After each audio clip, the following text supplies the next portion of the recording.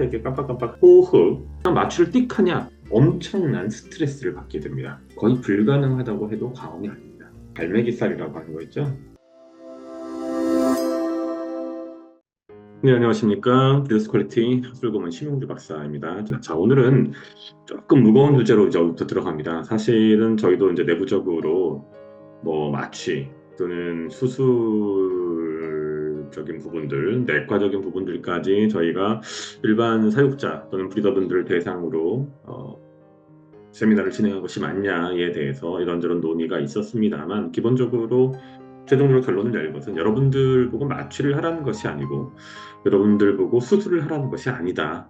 다만 우수한 브리더가 되기 위해서 또는 탁월한 보호자가 되기 위해서는 앵무새의 그 수의학적인 접근, 최신 지평에 대해서 어느 정도 인지하고 있는 것이 수의사와 효율적인 커뮤니케이션을 보장할 것이다 라는 결론에 도달했습니다. 또 여러분에게 이 부분에 대해서도 뭐 가급적이면 여러분들이 이해할 수 있는 범위 내에서 진행을 하는 것이 맞다라고 생각을 해서 진행을 하게 되었고요. 여러분들도 뭐 직접 마취를 하거나 뭐 직접 배를 가르거나 뭐 그런 행동을 하시지는 않을 것이라고 알고 있습니다. 모든 것들은 기본적으로 수의학적 조치는 수의사를 통해서 진행되는 것이 맞고 또는 최소한 수의사의 가이드를 통해서 진행되는 것이 맞다는 점 다시 한번 말씀드립니다. 앵무새에 대한 마취, 또 진통에 대한 이야기 좀 해보도록 하겠습니다. 네. 자, 일단 앵무새의 마취에 대해서 저희가 간략하게 말씀을 드리자고 하면은, 뭐, 이제 이 책이 쓰여진 시점이 2005년 정도이고, 약 20년 정도 지났습니다. 대부분의 사람은, 뭐 20년이나 된 책을 어떻게 봐. 20년 사이에 강산이 두 번 바뀌었네. 라고 생각할 수 있으시지만, 실제로 조류의 의학 부분은 지난 20년간 뭐 그렇게 어떤 그 임상적 측면에서 심대한 발전이 있었다고 이야기하기는 조금 어렵습니다. 네. 발전속도가 좀 더딘 부분이라고 볼수 있어서 뭐 그때나 지금이나 실질적으로 그 기구류의 다소의 차이를 빼고는 어떤 큰 현실적인 차이는 없다라는 말씀을 확인을 드리고요. 그 다음에 이제 한 가지 이 마취와 관련하여서 중요한 부분은 마취의 기술이 과거에 비해서 많이 좋아졌습니다. 네, 그래서 과거에는 뭐 기껏해 한 30분 정도 마취하는 것이 다이고 실질적으로 30분 동안 수의사가 진행할 수 있는 조치는 뭐 절단 정도, 뭐 개복해서 뭐 내부를 확인하는 뭐 아주 제한적인 상황이었거든요. 근데 지금은 2시간 이상을 마취하는 것도 대부분의 일선 동물병원에서 일상적으로 진행하는 수준이 되었죠. 기본적으로 과거라 하면 뭐 80년대나 90년대에 비해서 2000년대에 들어서 많이 향상되었다. 그럼 이러한 수의학적 측면에서의 조류에 대한 마취 기술의 그 향상은 개선은 기본적으로 흡인원, 마취용, 마취제제 이제 마취제들이 많이 좋아졌고 특히 조류에 특화되어 있는 마취제들이 생겼고 특히 이제 죄송합니다. 앵무새에 있어서 이제 앵무새를 비롯한 조류에 있어서는 호흡이 매우 중요한데 이 호흡 방식을 개선하기 위한 일종의 강제적인 호흡 방법들, 통상 저희가 이제 양압호흡기라고 불리우는 강제적인 호흡 보조 수단 또는 호흡을 유도하는 수단들이 많이 개발되었고 마지막으로는 현재 산소 분압 또는 뭐 탄소 분압, 즉 그 혈액 내에 있는 산소의 농도라든지 또는 이산화탄소의 농도를 모니터링하는 기법들이 개선되어서 문제가 있을 때 적극적으로 또는 예방적으로 조치할 수 있는 역량들이 혁신되었다. 그러한 결과로 인해서 마취라고 하는 것이 조류에 있어서도 어느 정도 피저블한, 어포더블한 영역이 되었다. 하는 말씀을 드리고 기본적으로 조류 같은 경우에는 한번 호흡할 때 움직이는 이 공기의 총량이 그렇게 많지가 않습니다. 따라서 만약에 무호흡 상태가 유지된다라고 하면 짧게 유지되더라도 매우 치명적일 수 있습니다. 따라서 양압 벤틸레이션, 보통 이제 포지티브 프레셔 벤틸레이션이라고 하는데 수의학에서 공기를 강제적으로 불어 넣어줘서 공기가 회전하고 그 과정에서 자연스럽게 호흡이 이루어지도록 하는 기법들이 필요합니다. 이것이 생겨남으로써 조류 수의학, 그다음에 조류의 마취에 있어서 큰 진전이 있었던 것이죠. 참고로 제가 지금 현재 여러분들 앞에서 이제 진행하고 있는 이 자료는 제가 이제 서울대 수의과대학 박사과정에서 진행하면서 발표했던 자료를 그대로 사용하고 있다는 점 확인을 드립니다. 따라서 내용이 수의학 석박사 과정, 임상 석박사 과정에 준해 있어서 조금 복잡하고 어려운 내용들이 많습니다. 저도 제가 뭐 마취학이 전공이 아니다 보니까 벌써 요거를 발표한 지 한 1년 반 가까이 된 거, 거의 2년 정도 된 걸로 기억하는데 약간 가물가물한 부분도 제가 다시 한번 보니까 있어서 사전 다시 한번 수의학 사전 떠들쳐보고 했었는데 그 부분 한 번 더 확인드리고 너무 심도 깊은 얘기는 진행하지 않을 테니까 네, 긴장하지 않으셔도 됩니다. 네. 자, 이제 그런 과정에서 그 동맥의 산소 포화도 우리가 보통 이제 수술 받거나 마취하게 되면 여기다가 이제 뭐 하나 꽂아도 삐삐 하면서 파란색이 깜빡깜빡 하는 거 있죠? 네, 그런 방식으로 이제 산소 포화도를 측정하는 기계들이 있는데 문제는 산소 포화도가 높은 것이 꼭 마취가 적절하게 되고 있고 호흡에 문제가 없는 것을 의미하진 않는다. 왜? 산소 포화도도 높을 수 있지만 동시에 고탄산 활증이라고 해서 이산화탄소의 농도도 동시에 높을 수 있고 두 가지가 그 대응, 상응하는 개념이에요. 둘이 같이 높아질 수 있거든요. 그래서 만약에 아무리 산소 포화도 높다 할지라도 이산화탄소 포화도도 높다면 그럼 고탄산 활증이라고 해서 심각한 독성, 네, 쇼크에 빠질 수 있다. 라는 점 말씀을 드리고 최근에는 이제 이런저런 기술의 발달로 인해 가지고 호기말 뱉어내는 들숨이죠. 날숨이죠, 죄송합니다. 들숨은 이거죠. 호흡, 들숨이 아닌 날숨에서 이산화탄소의 농도가 어느 정도인지 측정하는 기법들이 있습니다. 그러한 기계들이 있고요. 그런 걸 통해서 또는 양압호흡기 IPPV라고 하는 Intermittent Positive Pressure Ventilation이라고 하죠. 그런 것들, 그다음에 심전도를 측정하고 뭐 펄스 오시메트리, 도플러 혈류 모니터 이런 것들이 개발됨으로 인해서 많이 개선되었다. 라는 말씀을 드립니다. 자, 근데 여러분들의 새가 아픕니다. 그래서 그 아픈 새를 대상으로 해서 이제 어떤 시술 또는 수술 뭐 또는 뭐 촬영, 검진을 진행하기 위해서 안정시키거나 마취해야 된다고 했을 때 그 마취 전에 그냥 마취를 띡 하냐 그게 아니라는 거죠. 마취 전에 기본적으로 프로토콜이 있어서 수의학적인 프로토콜에 따라서 마취를 하게 된다는 거죠.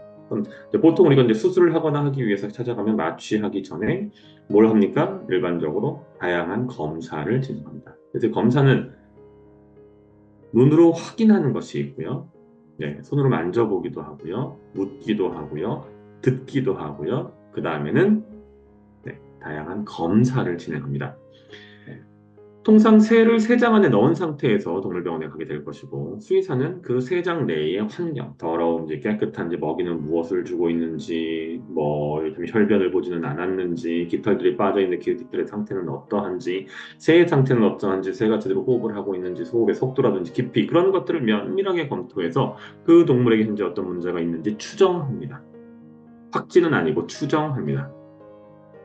그 다음에는 새를 고정해서 콧구멍 내부라든지 입을 벌려서 그 내부에 어떤 문제가 있는지 또는 더 안쪽에 후비공에 무슨 문제가 있거나 성문에 문제가 있는 것은 아닌지 물론 이 정도까지 들어가려면 어느 정도의 안정이 필요합니다만 그다음에 복부라든지 가슴 대흉근 또는 배설관 같은 부분들 날개 이런 데 골절이라는 것이 없는지 면밀하게 확인합니다.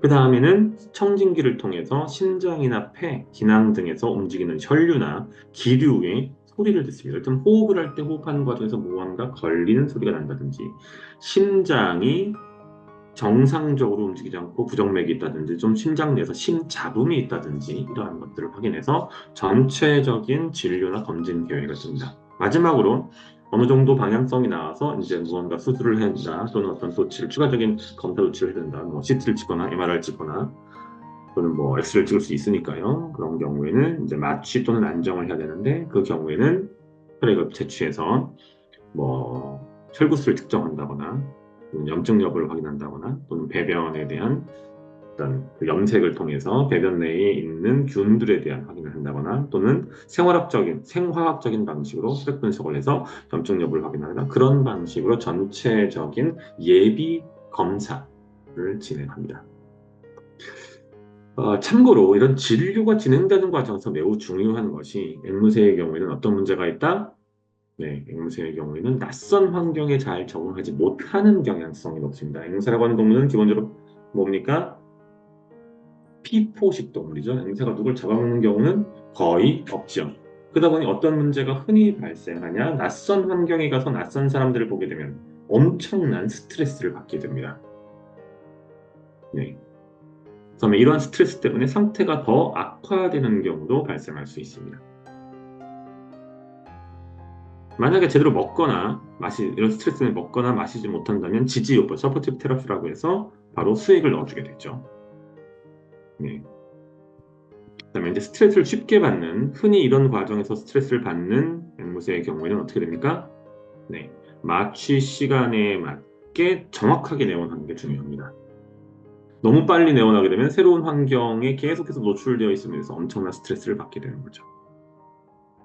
네, 더불어서 이런 경우에는 이제 예비 검사에 대해서 실제로 마취 및 어떤 시술이 진행되기 전날 처리할 수 있습니다.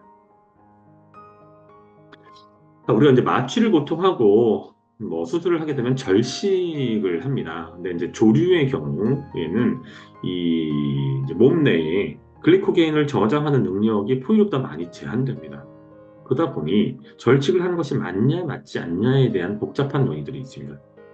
참고로 위장 내에 음식물이 있는 상태, 소화기 내에 음식물이 있는 상태에서 마취를 하게 되면 역류를 한다거나 등의 문제로 인해서 심각한 상황에 빠질 수 있습니다. 오연성 폐암이라든지 또는 상기도를 막는다든지.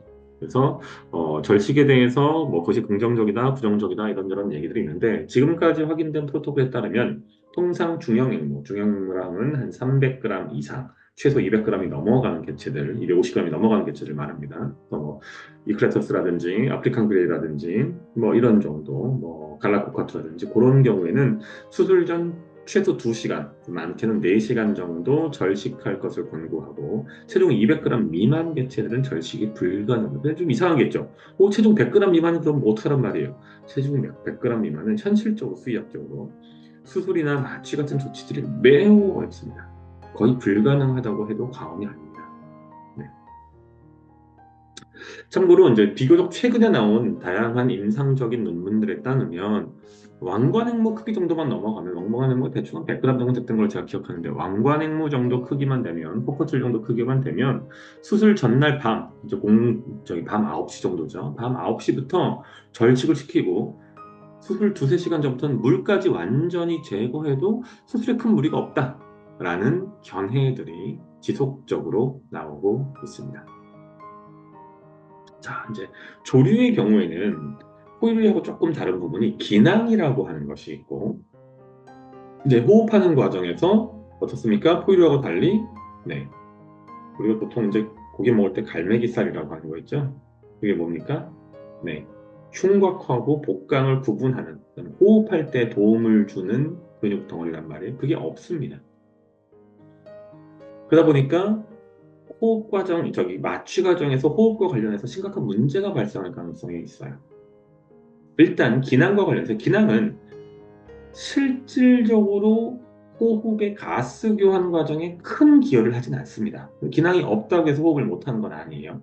더불어 마취가스가 기낭 쪽으로 흘러 들어간다고 해도 호흡 과정에서 자연히 글로 흘러 들어가게 되는데 그렇다고 해도 그것 때문에 거기에 마취가스가 뭐 농축되거나 희석되거나 그런 문제도 사실은 없습니다. 그래서 일단은 기낭 부분은 조금 고민하지 않으셔도 되고 두 번째 이제 앙와위라고 해서 이렇게 하늘을 보고 이렇게 눕게 할 수도 있고 수술하는 과정에서 또는 경우에 따라서는 복와위라고 해서 배로 이렇게 엎드리게 할 수도 있어요.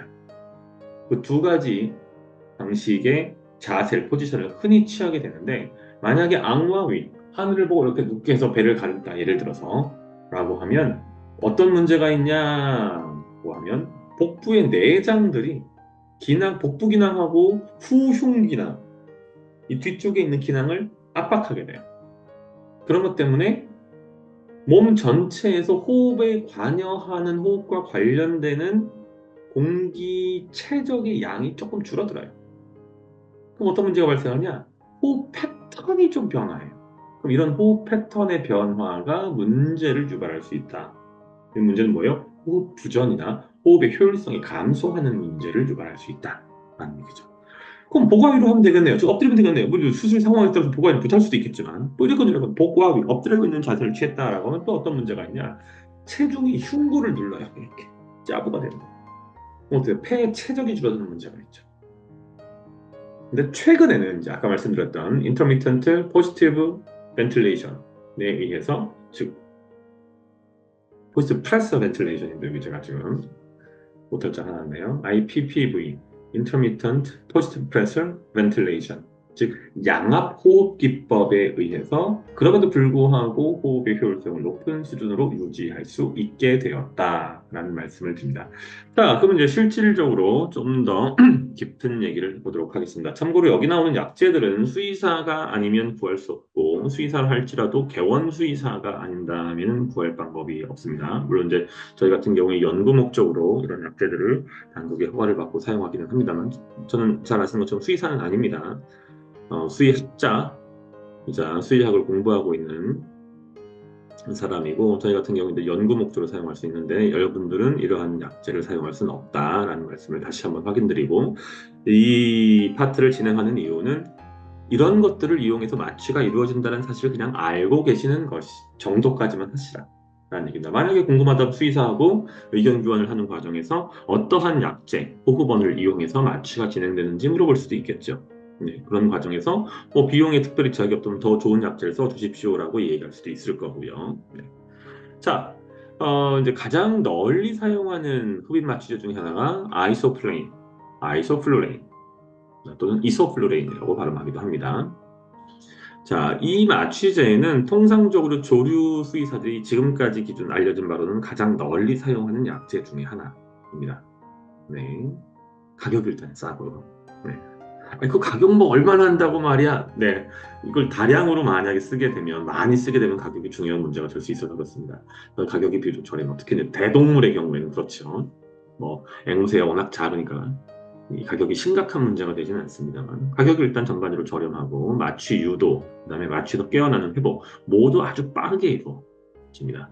그다음에 통상 저희가 이제 카테콜라민 유도라고 해가지고 그 카테콜라민이라고 하는 호르몬에 의해서 심부정맥 이 발생하는 경우도 있을 수 있는데 그런 문제를 유발하지 않습니다. 만약에 이제 저희가 복합제제를 쓰기도 하는데 복합제제 쓰기 복잡해서 한 가지 마취제만을 반드시 써야 된다라고 하면 거의 모든 대부분의 조류에서 아주 탁월한 효과를 보이고 특히 호흡기기를 통해서 완벽하게 없어진다는 것, 그다음에 몸에 마취가 끝난 다음에도 거의 영향을 남기지 않는다는 측면에서 널리 애용되고 있습니다.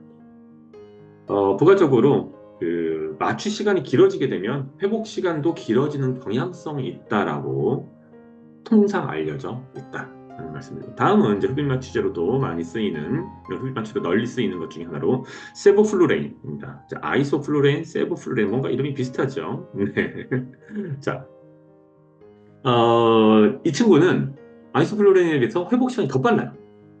네. 다만 한 가지 문제가 뭐냐 하면 효능이 약간 약해요.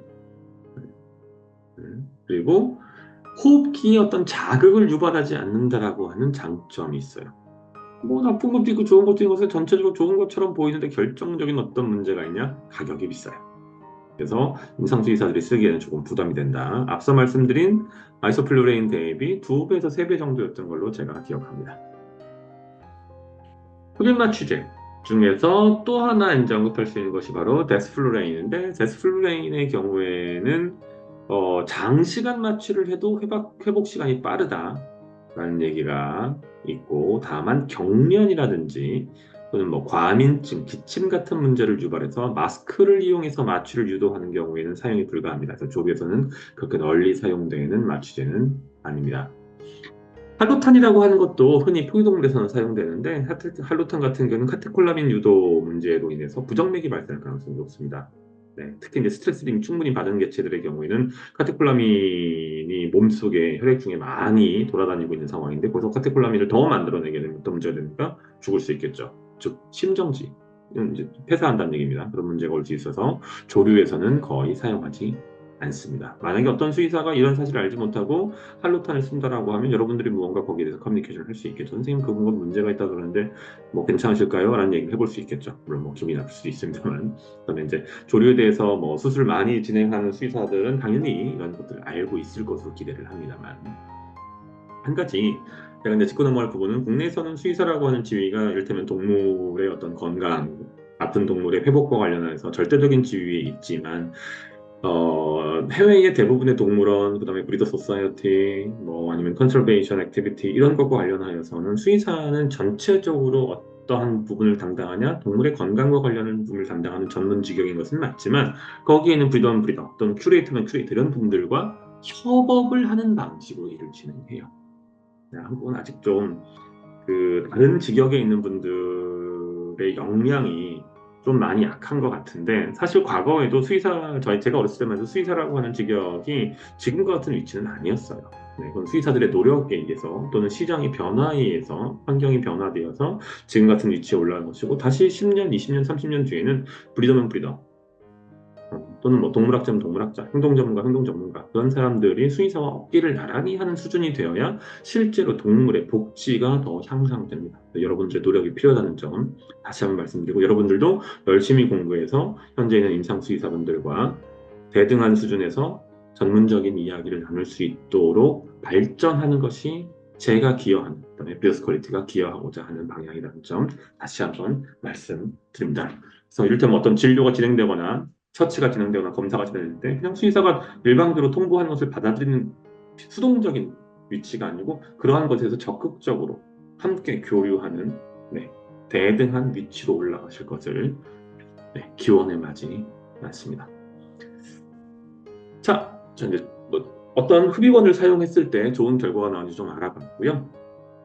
이제 조류를 우리가 이제 마취하는 과정에서 몇 가지 특성들을 조금 알아보자면 이제 MAC라고 하는 개념이 있는데요. 뭐 약자까지 여러분들이 아셔도 되고 안 보셔도 되고 이 MAC는 어떤 특정한 고통에 노출되었을 때 무언가 약재를 집어넣고 고통에 노출된 동물 중에 반수, 약 50%가 그 고통스러운 자극의 반응을 보이지 않는 페포 내에서의 그 약재의 농도를 의미합니다. 예를 들어서 아편을 손을 잘랐어요. 이를테면 극단적입니다만 손을 잘랐고 엄청난 통증이 있는데 손을 자른 사람이 100명 있어요. 근데 그 100명의 사람들에게 아편을 투여해요. 아편 이만큼 1, 2, 3, 4, 5, 10단위, 20단위, 50단위, 100단위까지 투입했는데 특정한 단위까지 투입하면 그 중에 절반은 통증을 못 느껴. 그것을 MAC라고 보시면 돼요. 네, 그 약재가 페포 내에서 어느 정도 농도인지를. 그래서 이 MAC라고 하는 것이 전체적으로 마취의 효율성, 마취의 정도를 언급할 때 매우 중요한데 문제는 조류의 경우에는 폐 내에 페포라는 개념이 없어요. 조류하고 달라서. 그럼 이제 이 최소 페포 농도라고 하는 것이 좀 이상하죠.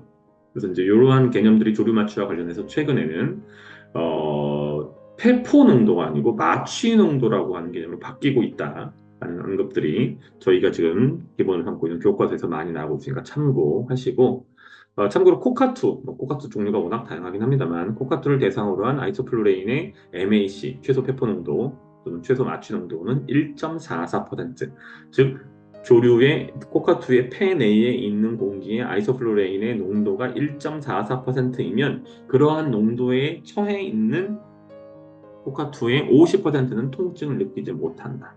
최소한 이것보다 넘어야지 마취가 정상적으로 진행이 되겠죠.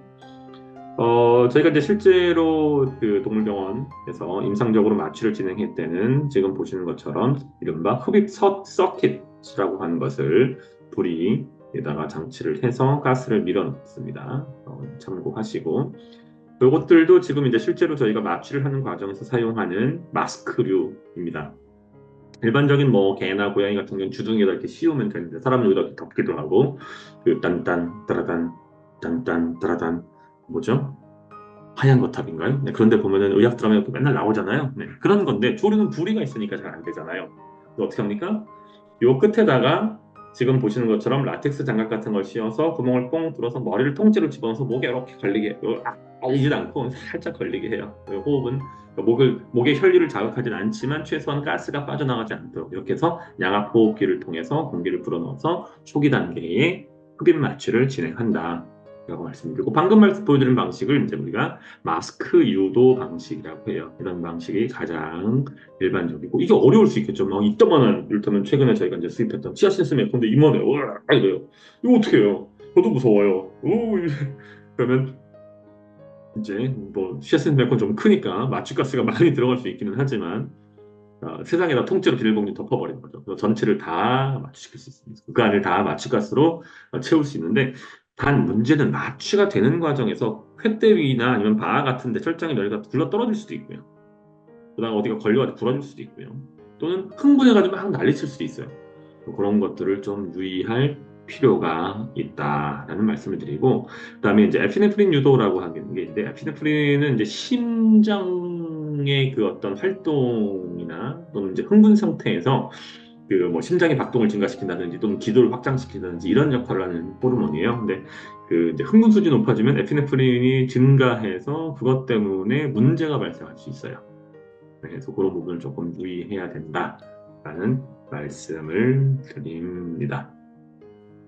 일반적으로는 이제 유도 마스크를 아까처럼 씌우고 산소 공급 속도를 높인 상태에서 기화기를 어느 정도까지 하냐? 그 마취제가 요구하는 수준에서 최대 농도. 보통 아이소플루렌은 4에서 5%, 세부플루렌은 7에서 8% 정도까지 올려져요.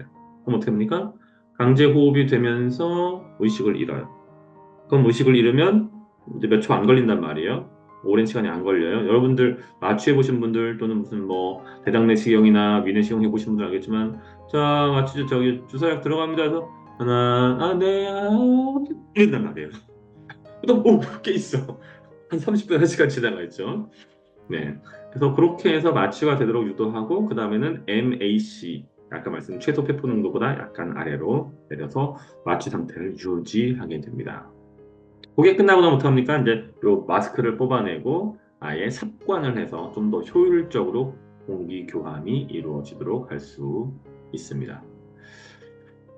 이제 기남 삽관이라고 해서 만약에 이런저런 이유 때문에 목에다가 뭔가를 꽂는 것이 어렵다라고 하면 어떤 방식을 쓸 수 있습니까? 지금 보신 것처럼 이제 복부에 있는 기낭에다가 집어넣어서 바로 양압 호흡을 하고, 그다음에 그 마취용 가스를 지속적으로 공급할 수도 있다. 그런 말씀을 드리고, 참고로 조류의 경우는 주사식 마취는 잘 안 하는 편이에요. 뭐 지금 이제 대부분의 국내 임상동물병 임상 수의사 선생님들은 주사식 마취를 좀 안 하고 대부분 호흡 마취를 쓰는 편인 걸로 알고 있는데, 조류의 경우는 특히나 더더군다나 주사식 마취는 거의 쓰질 않는 게, 이유가 연구된 바가 별로 없어요. 네. 조류에 대해서 마취를 한다는 개념 자체가 비교적 근래에 발생한 개념이고, 이미 안정적으로 사용할 수 있는 저렴한 비교적 합리적인 가격의 호흡식 마취제가 많이 개발되어 있기 때문에 주사식 마취제, 주사 마취를 할 필요가 별로 없었던 거죠. 네. 뭐 물론 저렴해요. 아주 저렴하고 다른 장비도 필요 없어요. 그래서 뭐 예를 들어서 야외에서 야생동물을 갑자기 해야 된다라고 하면 호흡 마취를 할 수 없는 상황에서 뭐 이를테면 해발 2000m까지 올라가서 폰도리에 대해서 수술을 해야 되는데 이따만한 거 장비 들고 약 호흡기가 있지 뭐 어렵잖아요. 복잡하잖아요. 네. 그럼 이제 그 주사식 마취제를 사용할 수도 있기는 해요. 네. 하지만 제한적이다. 네. 그리고 주사식 마취를 쓴다 할지라도 반드시 뭘 해야 됩니까? 네. 호흡을 관찰하기 위한 또는 마취 상태를 관찰하기 위한 그 수단들은 적극적으로 이용해야 된다. 마취는 보통 이제 마취 앞에 전마취라고 하는 개념이 있어요. 네, 그런데 개고양이의 경우는 전마취를 하고 마취를 하게 되는데, 조류 수술에서는 마취만 그냥 하는 것이 일반적이에요. 이유는 전마취 자체가 가치가 없거나 조류의 생리적 특성 때문에, 또는 괜히 전마취 한다고 하다가 스트레스만 높아진다. 뭐 이런 얘기들을 하는 편입니다. 자, 이제 조금 어려운 얘기로 들어가겠습니다. 부교감신경 억제제, 교감신경, 부교감신경 이런 것들을 배우셨을 거예요. 이제 마취하는 과정에서 포유류를 대상으로 마취를 할 때에는 부교감신경 억제제, 보통 이제 아트로핀이나 네, 또는 글리코 페로레이트 같은 것들을 사용할 수 있는데, 조류를 대상으로 이러한 부교감신경 억제제를 사용해 봤더니 어떤 문제가 있냐라고 하면, 호흡과 관련된 기관 쪽에서의 어떤 끈적한 점액성 분비물을 높여서 기도가 폐색될 위험성이 발생한다는 거죠. 그래서 통상 조류의 경우는 부교감신경 억제제를 마취간에 사용하지 않습니다.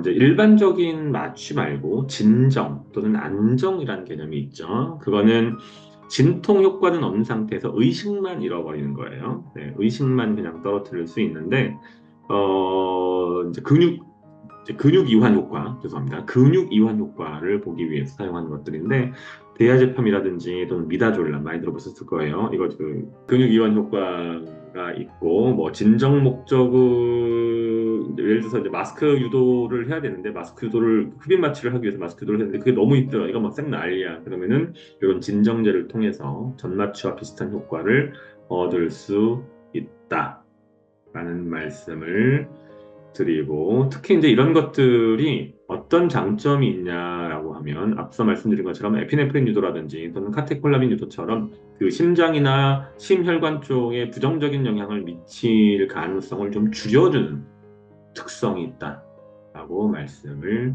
드립니다.